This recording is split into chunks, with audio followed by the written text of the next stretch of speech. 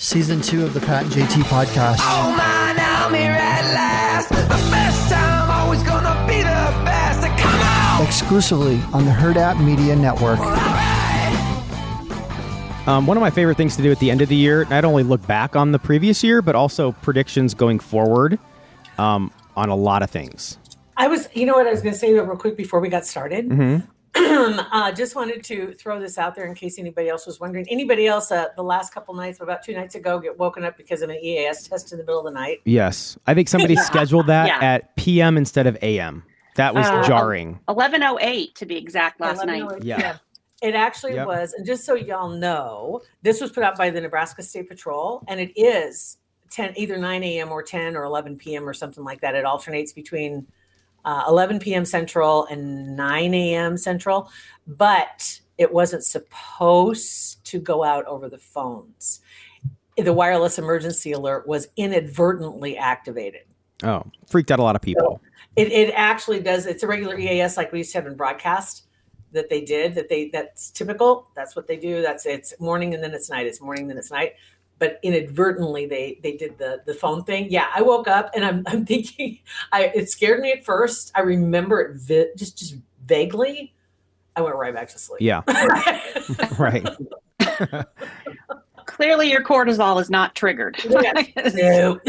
Everyone else's panic was triggered. I was just like, oh, okay. Whatever, back to sleep we go. But yeah, Dana we're doing the year in review and kind of doing a predictions and what's coming up for the new year, and just was curious what your spidey senses have on tap. What are you thinking? What have you felt? Where are you at? Okay. Well, this is my interpretation of the numerology for this coming year. So if we start back at 2020, right, little review. 2020 showed us what doesn't work. It was all about creating stability and consistency and security, right? Which obviously, when the majority of society is in a place of fear, it's going to show up insecure, unstable. It's like the foundations of a lot of big societal programs were built on sand, right? So it showed us where our systems were broken, where we needed to fix things, right? And then in 2021, that was our year of change. So that was our 5-year. So 5-year was all about figuring out how to make the changes so that we can move forward in a healthy way. So here's the thing about most people when they're in their fear is that change is super scary. So, people cling to the old patterns and the old ways things were done, even though they're not working.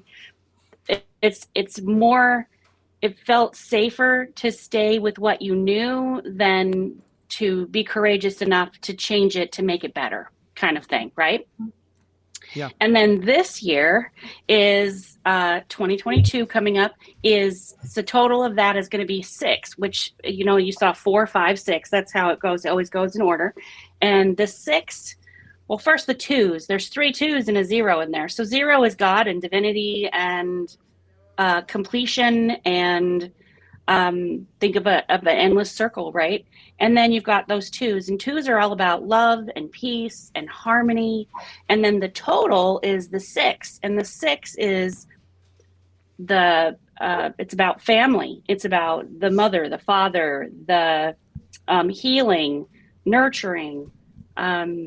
It's a lot of, it's going to be for 2022 for the world, it's more about balance and creating harmony in the human family.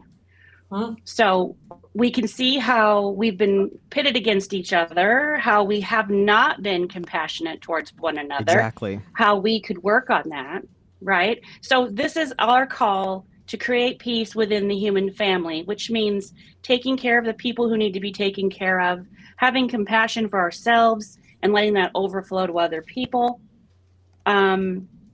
So in a year 6, health comes up a lot. So, and think of health think of family as very broad. So it's not just your family, it's your work family, your friends that you consider family. There's lots of ways we could call things family, but the human family. And then think of health as mental health, physical health, spiritual health, All of these things are going to be called into question. For example, last year was my personal year of 6, and my health, physical health, was called into action. I had to start taking care of myself, and that included me dealing with emotional, mental, and spiritual aspects that when those aren't healthy, they create the disharmony in the physical body. So our family, the human family, has a lot to work on. And that all stems from, like, think of family as, when you think of family, you think of your roots, right?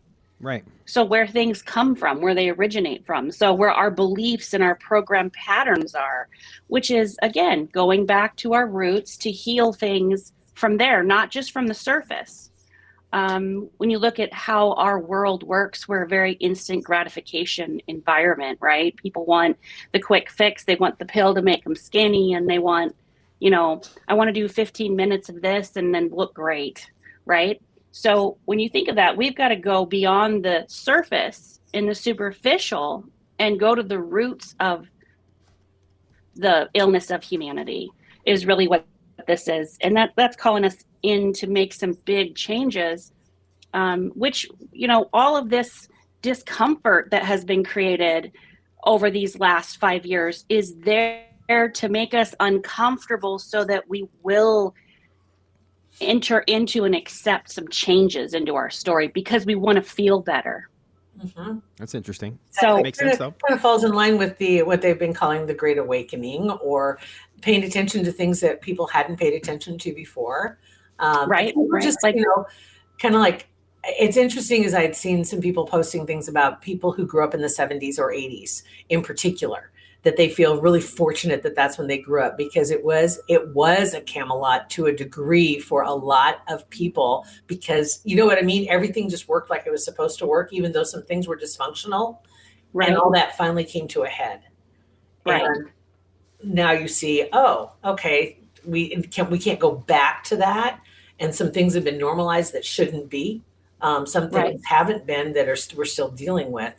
But it's interesting that more and more people at least are more aware and are paying attention to or seeing things for the first time. It's just like all of a sudden you see it and it's like, oh my God, how did I not know that was happening? Right. Right. And like just looking back and like looking at your own family and looking at maybe where, things have always been a certain way, but then seeing how maybe becoming more aware on a personal level and seeing how certain patterns are not healthy. They're just habit. Mm-hmm. They're just habits that aren't helping anymore. It's the devil, Right. And so that comes down to like talking about like the patriarchy and the matriarch, right? Mm-hmm. Like thinking about how those are the leaders of our family and how they're supposed to be helping guide and shape us to become the next leaders in the family. But look at how some families, how that doesn't always work that way. So one of the energies of the 6 is the mother or the queen, right? Well, the fearful part of that would be I call it the red queen, right? The off with your head if you don't do what I want queen.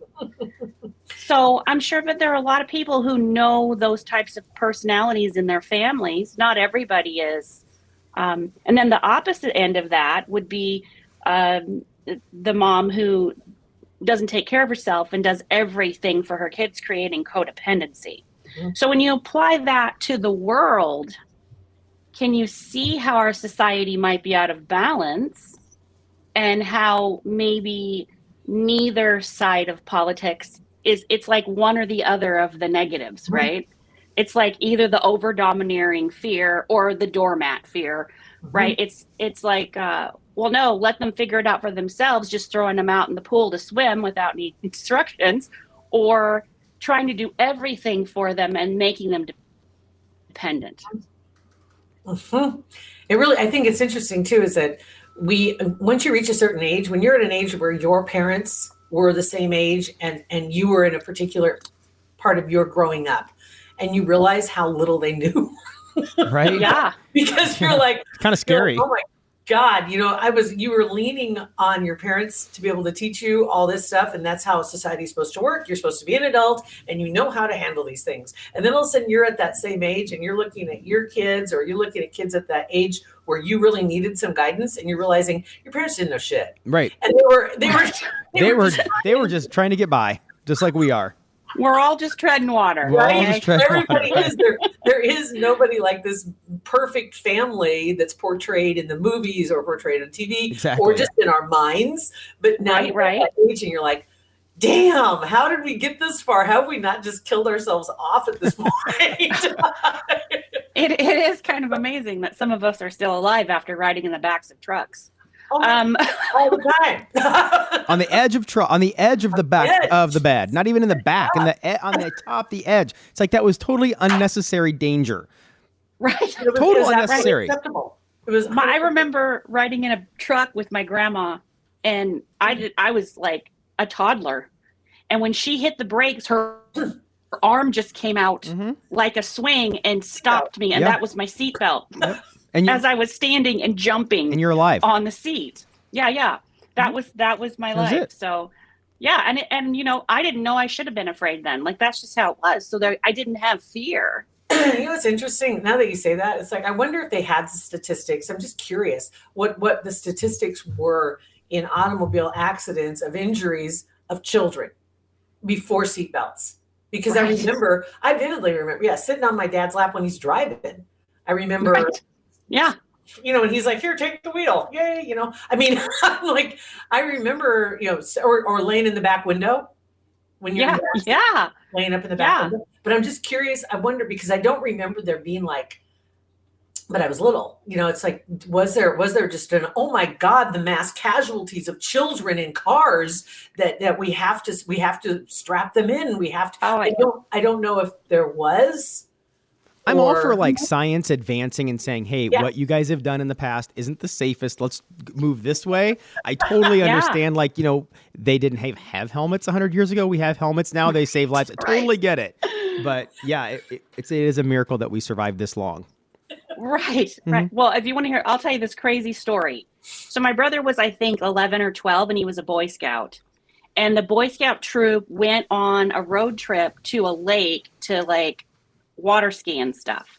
So there's the back of this truck pulling a boat, and in the back of this truck with a cover on it is like a dozen boys, and they're all exhausted and sunburned coming back from this trip, and the wind caught the boat and flipped the truck on the highway. Oh my gosh. And the top was not screwed down on the back of the truck, and the little kids just went everywhere on the highway. Holy cow. I know. And they were almost all of them were perfectly okay because they were sleeping when it happened. They were relaxed. And so my brother had some road rash on his face. I don't think he had any broken bones. It was absolutely but it was crazy. That was in the that was 80s. That was in the 80s. Wow. So wow. Yeah, I just think that story is just crazy. I can't even believe, like, I could just visualize a boat flipping and these little kids just flying through the air. Yeah. Terrifying. I honestly, I don't think I habitually wore a seatbelt until early 2000s. Wow. Yeah, same. Mm-hmm. My parents scared the crap out of me, so I always wore a seatbelt. Like, if I didn't have one on, I felt like I was floating around in the car, and it freaked me out. So yeah, that was a good habit that they gave me. So that was something good they taught me. So considering, I wonder if my brother's accident had something to do with that maybe seatbelt thing. Yeah, I'm wondering now if that had an influence.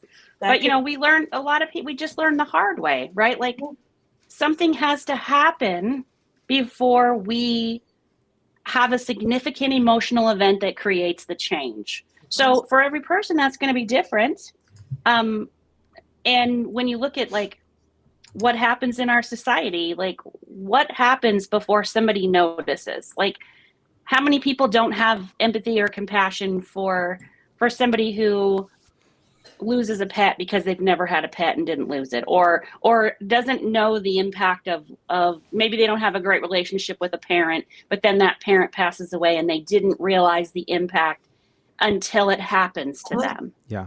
Right. So that's really common. It's just human to not have the experience, to not have the sympathy or empathy for someone going through said experience, which is a lot of this that we see going on in our society. Like, for example, with COVID, if your family hasn't been touched by COVID and lost someone, you don't really think it's as big a deal until somebody you know is affected.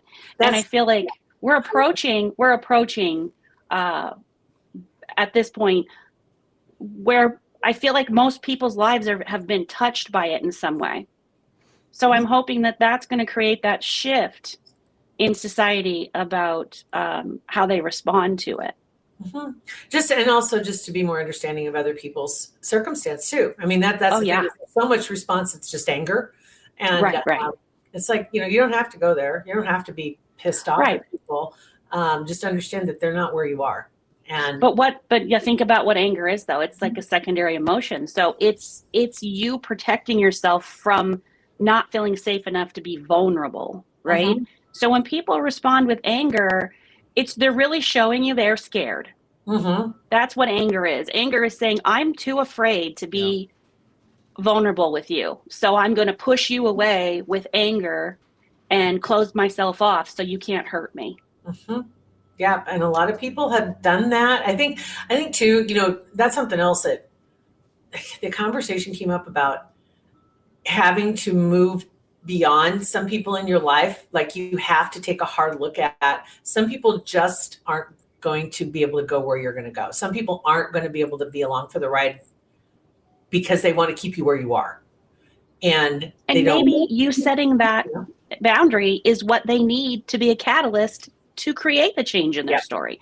When we don't show up authentic for people, we're really doing them a disservice. Because when that's you don't a really good point. Say that again. When you don't set boundaries for other people, you're doing them a disservice. When you're not showing up authentic, you're doing someone a disservice. Because you're robbing them of the experience, right? Yeah. We have to say no. And that's a big part of this. So when you think about that 6 energy and that love energy that comes from that 2, those boundaries are so vital. That is love. Love is saying no when you need to. Love is having a boundary so that people know what's acceptable and what's not acceptable way to treat you, right? And that's how we are going to shift everything. Shift comes from within each of us first. So we have to work on ourselves. This is what I figured. This is what I decided. This is the year of be what you want to see in the world. You want more balance. You want more love. You want more compassion. You want more understanding. You want more gentleness. You want more cooperation. You have to be those things. And and here's the thing, you have to be consistent with it. And in our instant gratification society, we think we do something once and everything should stay that way. But that's not the way it works. You have to be consistent. You're going to continually meet people who are fearful, and you have to not mirror them. You have to show up how you want them to show up first. And everyone's like, only if they do it first. Well, okay, then nothing changes. Well, that's because where you have to be the leader. Right. That's where, and honestly, I've been guilty of this, of the people pleaser side of me. You're not doing anybody any favors, and you're definitely not doing yourself any favors by doing that, because you're trying to make everybody else comfortable in a situation that maybe they're not supposed to be comfortable in. Right. At your detriment. You're the uncomfortable right? one. You're the uncomfortable one, trying to make everybody else comfortable. And you're the one that's very uncomfortable. So the balance point is balance between being a doormat and being overly domineering, right? That's the finding the middle part right there. Is we don't want to be walked all over, but we also don't want to bully, right? And there's a way to get between the two. There's a space between the two to fit. And that's where my mustache lives. My mustache lives in that door between the doormat and being domineering. That's where Darren lives. That's why I'm considering bringing him back. That's your mustache, Darren. And ironically, your mustache is on your mouth. Right. See? So the gateway to those things is your mouth. It's covered by Darren. Interesting. Oh my God. It's kind of fun. As I was looking at some predictions that were out there for the world and, et cetera, people putting out their thoughts. And there were some interesting ones that came up. One of them says that, and these are much more specific than what you're looking at, but these are some things that are honestly coming for the country and for the world. And when you start reading them, it makes it very real when you start realizing little things like they're saying that let's just grab this one. How about talking cannabis? Let me see if I can find that one again. That's what I thought was rather interesting. That they're saying cannabis drinks are going to explode this year, right? And this is something that was totally a no-no for so long, right? Talking about cannabis, and people are getting more and more about CBD and a little bit more comfortable with what that means to them and how they use it in their lives. And now they're saying that's going to explode. They're going to say the federal government is going to go paperless this year. I don't imagine everybody in the federal government wanting everything in the cloud because they're a little nervous about Zuckerberg and all his buddies. No way. Right. Well, we better get better at our security if we're going to do that. 100%. But it's like things are moving so fast for some people. I mean, and electric cars are expecting hundreds of thousands of electric cars to be on the market and be used on our roads. But for some people, that's all those kind of changes. What was one of the other we were talking about the other day, Pat, was the virtual reality. It was going to be, I'd say in the next 5 years, it'll be as big as Netflix. We won't even remember what it was like to sit and just watch TV. It'll all be through virtual reality because it'll be a much better experience. Exactly. Yeah. And for a lot of people, that's, hearing those kind of things, you're just like, no, I just want. Well, that triggers fear of change. Huge change. Yeah. Right.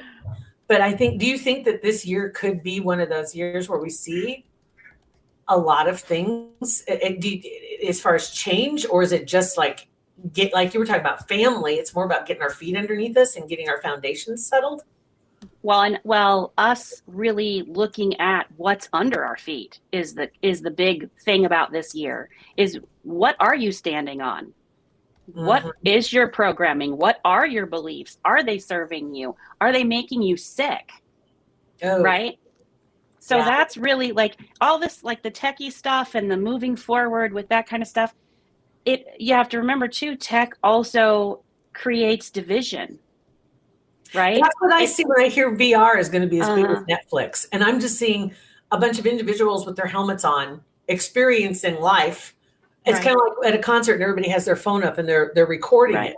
I'm like, just sit there and enjoy it. And you never go back and watch those videos. You post them once and you never go back. I still have Garth Brooks videos on my phone from 4 years ago when he was in Lincoln. And I watched them one time and haven't watched them since. Exactly. Yeah. And the memory pops up and you're like, great, that was great times. And that was great times, but I'm not going to watch that again. Yeah. Right. Yeah. So, I mean, being present, right? That's the gift. The gift is to be present. Like, how do you make the most of your life? Well, are you worrying about the future? Are you focusing on things you can't change from the past? Or are you being present? Like, what we're missing a lot right now is connection. Everything is virtual. It's not in person. We're missing touch. We're missing quality time. We're missing this deep human connection. And I feel like that's really going to come out this year. People are starved for it. Yeah. We're starved for it. And yet we're crippling our younger generation by not mentoring and not showing them with our own actions, like how to have connection, how to be present. We're on our phones. We're not engaging with our children. It's really, when you say that was going on before the pandemic. But this is tenfold. This is like the climax of collapse for this type of stuff. How do you reverse what's happened to our kids? We have a 6-year-old that's been, for the last 3 years, they've been masked. We have to become present, and like everything with humanity, it's going to take time. We're slow rollers, right? It takes time for us to create shifts. We have to be more aware and more conscious of how we spend our energy every day. And what we really want is what you're doing bringing you closer to or farther away from what you really crave, what you want in your life. You want connection, but you're making choices that don't create it. You have to change what you're doing. That's so difficult for people because there's the one thing they want is connection, but all the choices they're making are moving them away from it. Right. So this is all going to come to a head. I feel like mental health is going to be huge this year. And we thought it was huge last year. We started seeing a lot more options for online mental health therapy, which have turned out to be really good options. They're not in person, right? But at least it's something. But at least people are talking about it a lot more too. But we also police people's intuition, and we have tied the hands of so many mental health professionals with regulation that they can't truly say what they need to say to someone.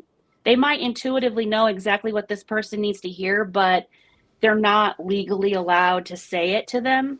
So there's a lot of hand tying going on too. Yeah. We're trying to regulate, we're trying to control. A lot of health options are, like I said, when I said, when we create codependency in our society through our leadership, right? What they say they're doing is they're protecting us, but they're really not protecting us when they tie our hands from finding our own health solutions. Like right now, who controls your health care? Not your doctor and not you. Your insurance company decides what you can have. And the government decides what the insurance company can do. So right. It's like the judicial system. I hate to get down this road. It is. No, it's the same. It's just where our society is, right? And we say, okay, these are the mandatory sentences, so judges don't get to judge. Yeah. And this is where our society is sick. This is where we go to the roots, right? And you find the root of the problem and you have to correct it at that level or it's not going to change anything, right? Think of a tree. If you don't feed the roots and take care of the roots, the leaves are going to die. Yeah. The branches aren't going to thrive. Right. Right. I tell you. This is going to be interesting because I think after the last 2 years, people are much more cognizant of what's going on around them and trying to find ways to get people back together. And we've had a little taste of it this year for some of us getting back together. And then now we're kind of pulled back again. And so here we are, literally us right now sitting here virtually recording this episode, which is awesome that we can do that. But I miss having you in the studio. I miss us being in person because I think it changes the conversation also because you can see people's body language a little bit better than from the shoulders up. Agreed. Right. So, oh my God. Okay. So I'm going to try and pull this around. Pat, can we pull this back around? I don't know. We can try to happy note. We can try. Yeah. Well, let's try. Well, we always try to end it on a happy note. It's not. It's not. No. Think about this awareness as a gift. Yeah. It's a good thing. So it's a good thing to be aware because how many people are going to start thinking about these little things we've talked about today and really decide, you know what? I don't like that. And I do want to change that. And now I have a few tools in my toolbox to create an awareness and create those little changes every day. I'm going to take and put my phone down for that hour and do nothing but get on the floor with my kids. That right there would be a big start just for me. Just like leave the phone in another room and not worry about it. But it's funny how people get mad when they call you and you say, oh, I'm sorry, I left my phone in the other room. And they're like, how can you leave your phone in the other room? You're like, you did not. And I'm like,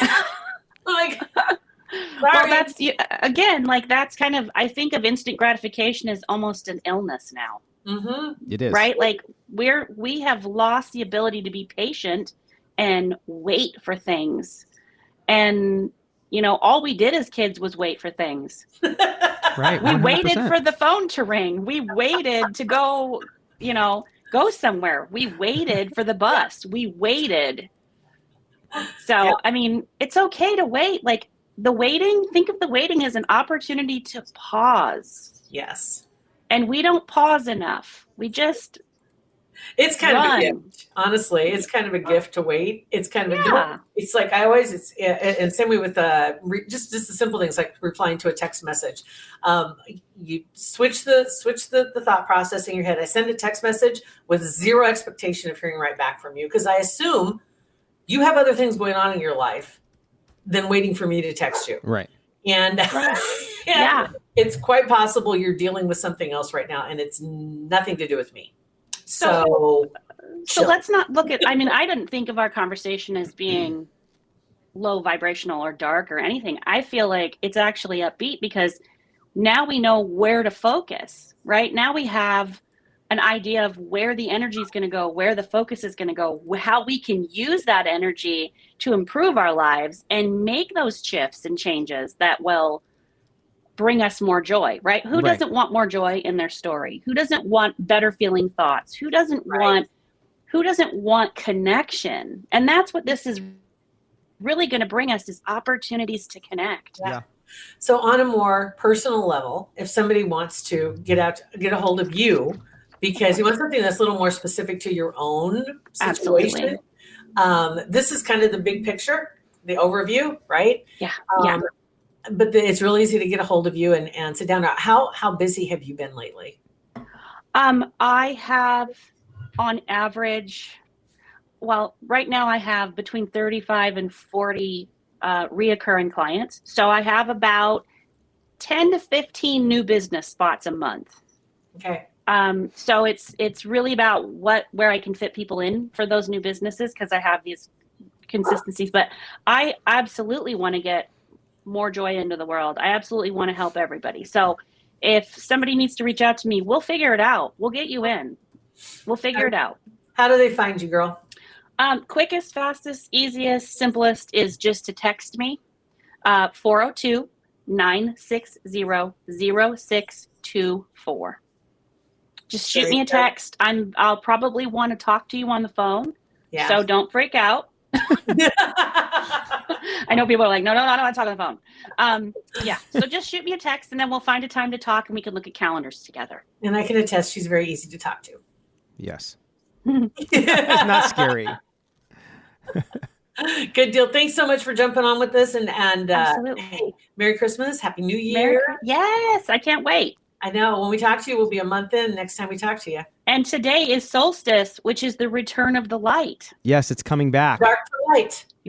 Today we start to gain light back. Ooh, so it's time to start waking up those sleepy eyes from the winter and start getting inspired for the energy of the new year that's coming in.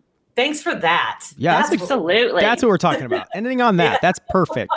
Yeah. Thanks, Deanna. Awesome. Absolutely. You got Bye, it. guys. It's Pat and JT, Twitter, Instagram, and Facebook, or online. You can get to us at, patandjt.com, but it's a disaster right now, so don't go there. 402-403-9478. Text us. Pat and JT Podcast, a Hurrdat Media Production.